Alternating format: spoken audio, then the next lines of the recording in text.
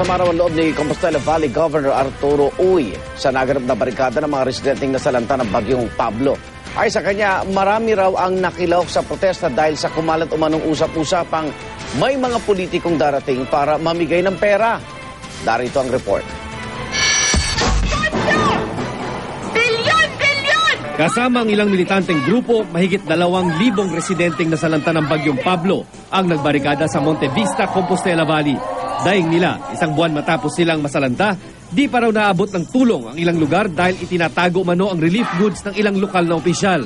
Kabilang dyan ang liblib na mga bahagi ng Compostela Valley, Davao Oriental at Agusan del Sur.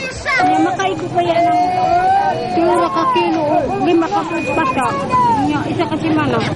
9 na oras tumagal ang barikada sa 2 lane ng kalsada na nauwi sa bumper-to-bumper na traffic. Sa kainitan ng protesta, dumating si Social Welfare Secretary Dinky Suliman at Compostela Valley Governor Arturo Uy, kasunod ang isang truck na may kargang 100 sako ng bigas.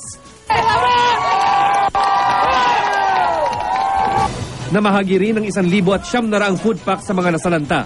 Pero dahil kulang ito sa 5,000 food packs na hinihingi ng mga residente, nangakong lokal na pamahalaan na dadagdagan ito sa susunod na mga araw. Bukas naman ay may darating pa raw na dagdag na 10,000 sako ng bigas mula pa rin sa DSWD. Gusto namo economic relief sa mga katauhan, no? Ang panginabuhian, ibalik sa ilaha, ang pagtukod sa mga balay. Hiling din ng mga realista itigil na ang pagbibigay ng mga mining permit at sugpuin ang illegal logging sa rehiyon na itinuturong sanhi ng pagbaha at pagguho ng lupa sa probinsya. Natapos man ang barikada, masama raw ang loob ni Governor Uy dahil di raw totoong hindi sila nagpadala ng tulong sa sinalantang mga bayan. Marami rin daw ang sumama sa protesta dahil umugong ang usap-usapang darating umano sina Sarangani Congressman Manny Pacquiao at Davao City Vice Mayor Rodrigo Duterte para umano'y mamigay ng pera. Nahiubos ko sa ila, mga organizer. Purwisuhon nila ang atong mga katawhan nga grabe na gani ang gibati, grabe ang trauma.